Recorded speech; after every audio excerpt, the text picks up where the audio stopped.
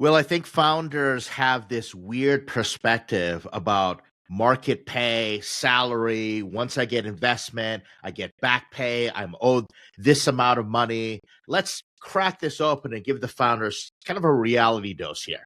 You bet. So there's a couple things that I assumed when I was first raising. And I remember I was talking to Founders Fund, and they were awesome to work with.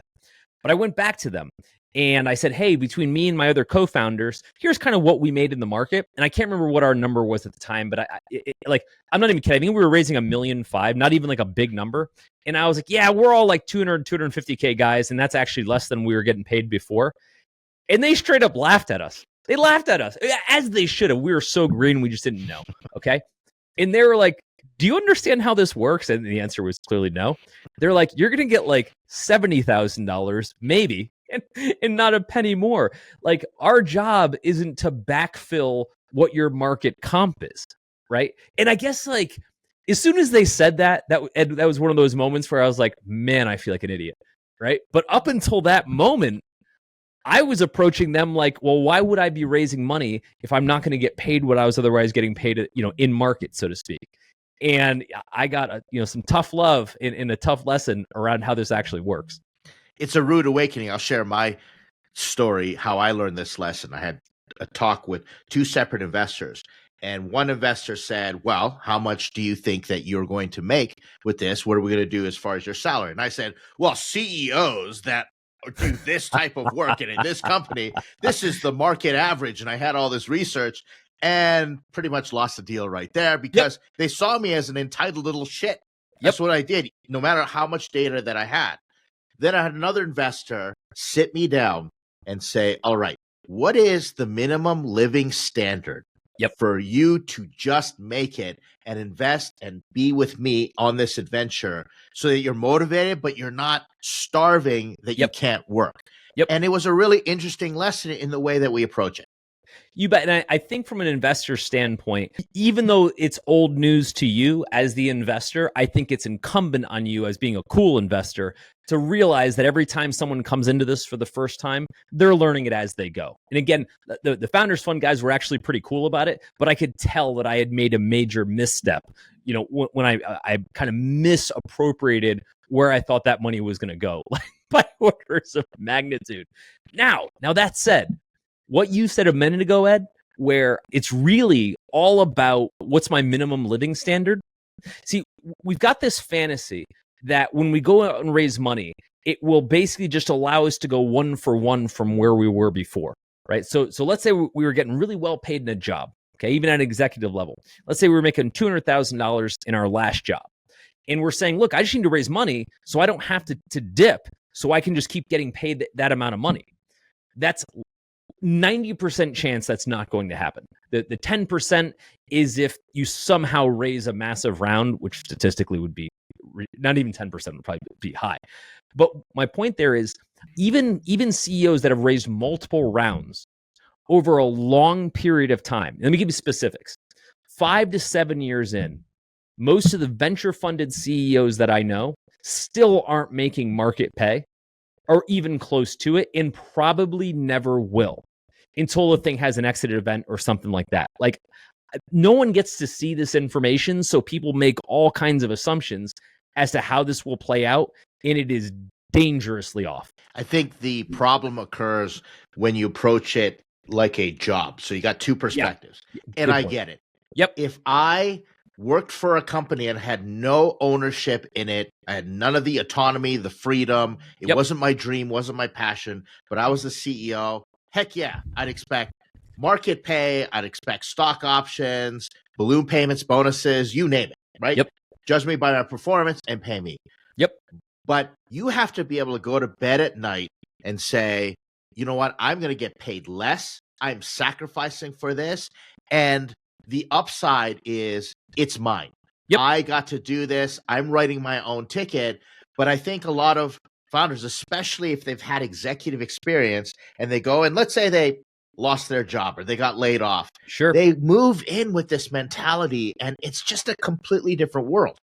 You bet. What I always thought was interesting is the founding team, and a lot of people don't see this until they are the founding team, but actually the folks that they hire, the founding team often gets paid damn near less than the high-powered people that they're bringing in, especially developers and things like that, because exactly what you said, they have some alternate incentive to be able to take a pay cut. No one else does. All the other people coming in, right? The high-paid developer can go to 50 other places and get that same salary. They have no incentive other than some stock to take anything less because they can go to plenty of places and get both, right?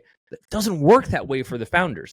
You don't get a third of the company and top of the market salary at the same time. Now, again, if you're one of a tiny, tiny fraction of founders who makes it to all these levels and this company is successful, yeah, you'll get there. But I know plenty of founders that have raised hundreds of millions of dollars over a long period of time and are getting paid between $150,000 to $200,000, right?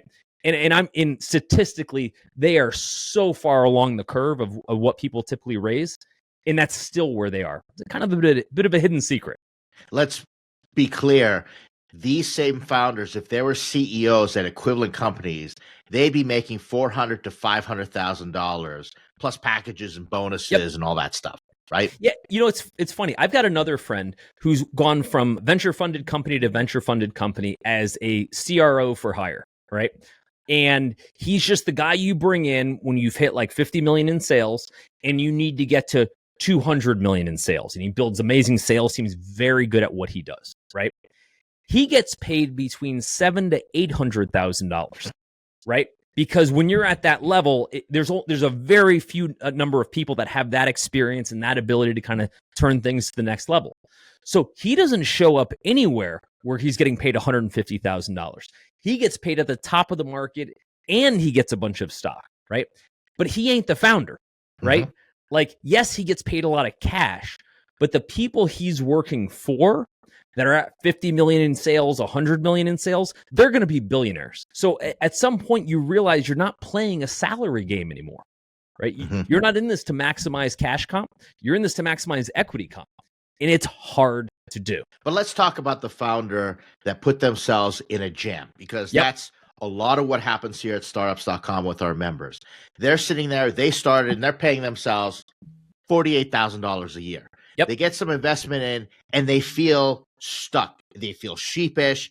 They don't know how to ask for more money. What's fair? How do we have those conversations? Walk us through what you would do. I'll share what I did.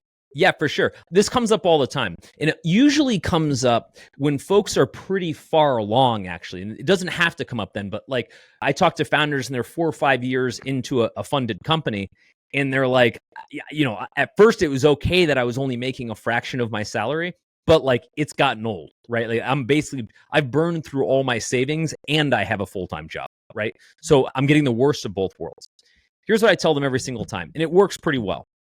I say, you need to go back to the board and you need to explain to the board that, yes, I was willing to make these sacrifices. And more importantly, I did make these sacrifices. Don't let that be lost. However, I'm out of bullets. I'm not at a point where I can keep making them, right? Again, I've done my part. I've paid my dues. I can't pay them infinitely. So what I need to do in order to increase? Instead of just saying, hey, screw you guys, I'm underpaid, you got to pay me more. The right question is, what can I do in order to merit my increase? Now, theoretically, you've been taking it on the chin for so long, they should just feel bad for you and pay you. Lots of luck with that argument, right? You got to go in with what's in it for them and build a comp plan that aligns with that. You've brought up some really important points. I think it's worth reiterating. The board is important. So get the right board. First off, the right board will have that conversation with you. Now, here's a tip that I've learned. I've learned to have that conversation up front, but then defer it. So I say to the board, all right, here's my plan.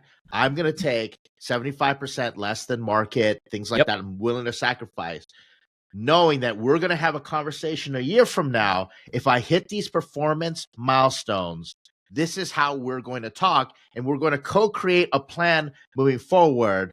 And I set them up for that conversation, so it's not a surprise.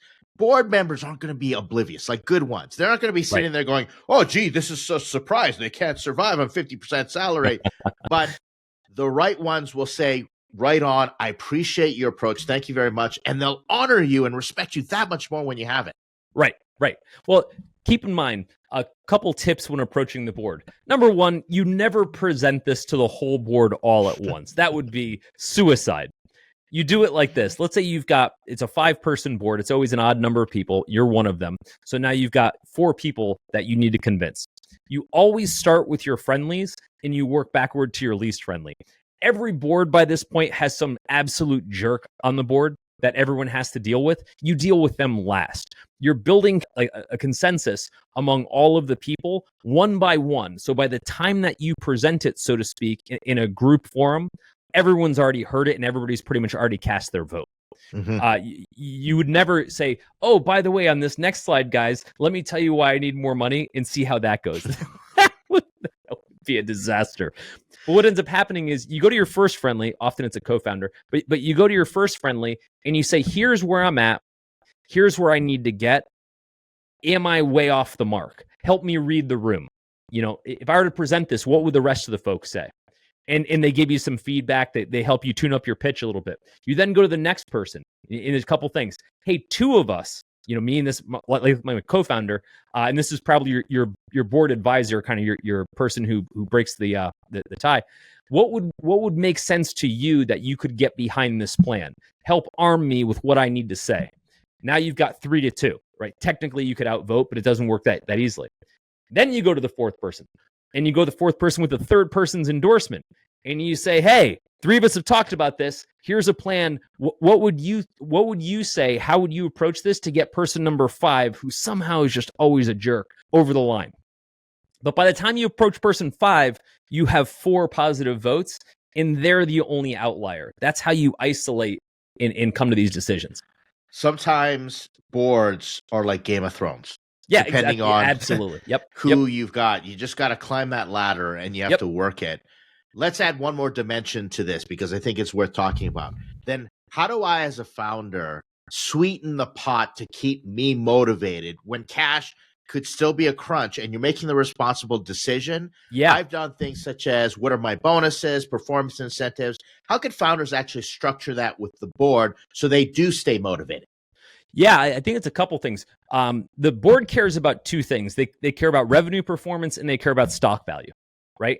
So all you have to say is, if I did these things that improved revenue performance and or stock value, that would have value to you. Now, typically the challenge you're running into is, let's say you're making $120,000, which, anymore isn't what it used to be, right? That used to be a lot of money. Anymore, it's kind of not. And you're like, look, I've got a family of 4 that I'm providing for, my expenses are et cetera. I can't operate like this for much longer. So I need to get to 170,000. Now, the first elephant in the room is, dude, we're almost out of money. And you're trying to talk about getting like a massive pay bump.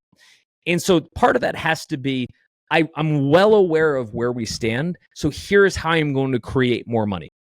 Right? If you were just to say, just do it because you feel bad about me, I hope you lose that argument, because that's a weak, lazy argument, right? You have to be able to say, I have a way to create more cash, but when I create it, I'd like some of it because I need some of it. And look, part of that could be, I'm going to let someone go, right? I'm going to let someone go and I'm going to do their work. Okay, cool, right? But you have to show where you're creating money and or creating value. Bottom line, don't do startups for a paycheck. Yeah, that's the fastest way to not get paid.